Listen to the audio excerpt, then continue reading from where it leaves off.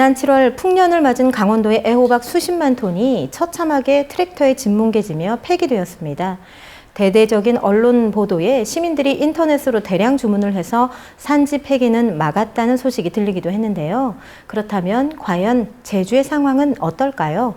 제주 역시 마늘, 월동무, 양배추 등이 산지 폐기되는 현상이 빈번하게 일어나고 있습니다. 오늘 순정TV에서는 그중에서도 생산량이 근래 들어 급증한 월동무에 대한 이야기를 나눠보고자 합니다. 제주 순정TV. 제주 농업이라고 하면 보통 감귤을 떠올리는 분들 많겠지만 무 역시 제주의 대표 농업작물입니다. 그림에서 보다시피 2019년 기준 제주 채소 재배 면적에서는 무는 반 이상을 차지하고 있습니다. 생산량 비중에서도 제주 채소 중에서 가장 많은 양을 차지하고 있습니다. 그러면 과거부터 제주에서는 무가 대표 채소 작물이었을까요? 다음 표를 보시면 월동무 생산은 2000년을 기준으로 급격하게 증가하기 시작합니다. 재배 면적만 봐도 다른 지역은 오히려 무 재배 면적이 감소하는 추세인데 제주는 거의 2배 가까이 증가했습니다. 왜 이렇게 월동무 재배가 급격하게 증가했을까요? 첫 번째 요인은 월동무로 인한 수익이 다른 작물보다 크기 때문입니다. 농협 제주지역본부가 발간한 2020년 제주 주요 밭작물 생산 유통 실태 조사 보고서에 따르면 2019년 월동무의 조수익은 1,800억 원 규모로 제주 농작물 중 감귤에 이어 두 번째입니다. 게다가 기계화가 쉬워 대규모 재배가 가능합니다. 월동무로 인한 수익이 다른 작물보다 높고 기계화가 다른 작물보다 쉽기에 산지 유통인 등의 대자본들이 본격적으로 월동무 생산에 뛰어들게 됩니다.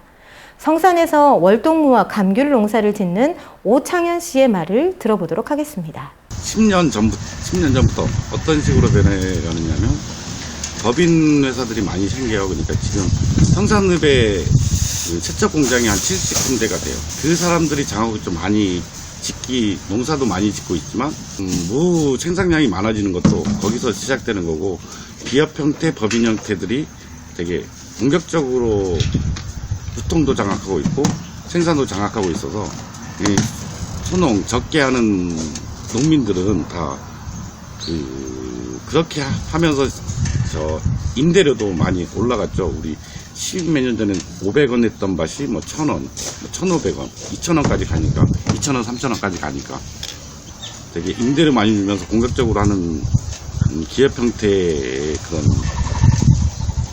법인 회사들이 임대료도 많이 올라갔죠. 그러니까 임대도 할 수 없고 우리 작은 농민들은 그 돈이 없어서 임대도 못하고 계속 하다 보니까 그 유통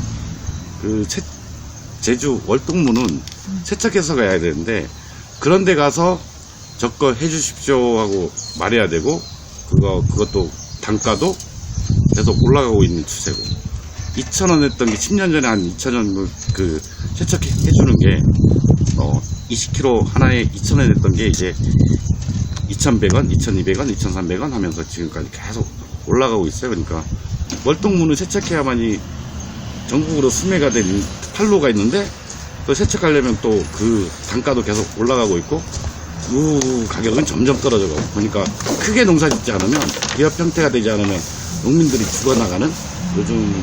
대규모 자본을 가진 법인체들이 공격적으로 들어오기 전에는 농민들이 나름 힘을 합쳐서 조합을 만들고 수익을 창출했습니다.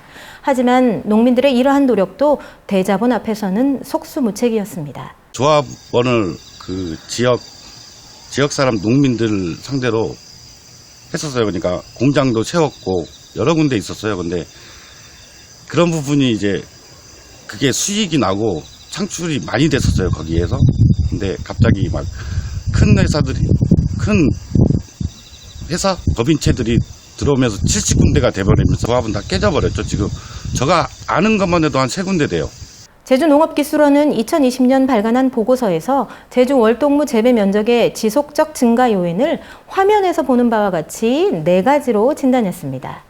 하지만 이 진단은 표면상 드러난 원인이며 오히려 급격한 생산 증가에는 무엇보다 대규모 유통법인이 생산을 겸하면서 공격적으로 생산을 늘린 것이 가장 큰 요인이었습니다. 한라일보의 1월 15일자 기사에 따르면 제주도 내 월동무 재배 면적의 7, 80%를 산지 유통인들이 생산하고 있습니다. 월동무에서는 밭을 통째로 거래하는 포전 거래 비율이 낮은 편이며 산지 유통인들이 농업법인 형태로 직접 밭을 임대해서 직접 경작하는 임대 경작 비중이 높은 것으로 드러났습니다. 대규모 자본을 가지고 생산까지 좌지우지하는 산지 유통인들의 농업법인은 월동무 생산량의 70% 이상을 장악하고 판로와 가격을 좌지우지하면서 월동무 시장을 왜곡하게 되고, 그에 비해 소규모 농사를 짓는 개인농들은 그 피해에 고스란히 노출될 수밖에 없는 구조입니다. 또 다른 문제는 초지의 전용과 경작지 임대료 상승입니다. 기계화 경작을 위해서는 대규모의 밭이 필수적입니다. 그러한 요건의 경작지를 해안가에서는 찾기 어렵다 보니 월동무 경작지는 해안가에서 중산간으로 이동될 수밖에 없습니다. 제주도 초지는 2009년 17,331헥타르에서 2019년 15,874헥타르로 감소했습니다. 지난 10년 동안 여의도 면적의 5배에 달하는 초지가 다른 용도로 전용이 된 것입니다. 제주도의 초지는 전국 초지 비중에서 반 가까이를 차지해 전국적으로 가장 넓은 면적을 차지하고 있지만 전국에서 사라진 초지의 면적 역시 전국 1위입니다. 제주시가 지난 9월 발표한 바에 따르면 제주시 지역의 최근 3년간 초지 불법 전용은 총 501.4헥타르로 마라도 면적의 17배나 됩니다. 서귀포시 초지 불법 전용 역시 2018년 23헥타르, 2019년 145헥타르, 2020년 188헥타르로 급격히 증가하고 있습니다.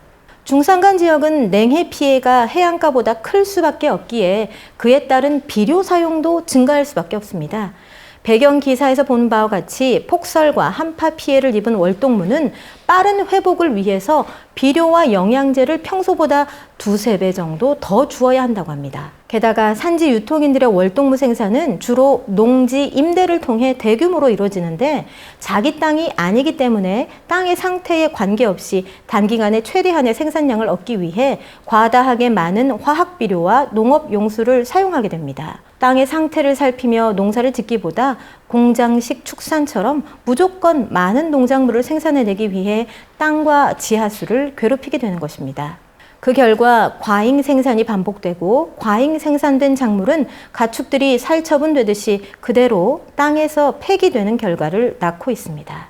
제주연구원은 2019년 발표한 지하수 오염원 증가에 따른 동부지역 지하수 수질 오염 증가 원인 연구 결과에서 동부지역 대규모 임대농에 대해 토양 검정 시비 및 적정 비료 사용량에 대한 지도 점검을 정례화해야 한다고 제언하기도 했습니다.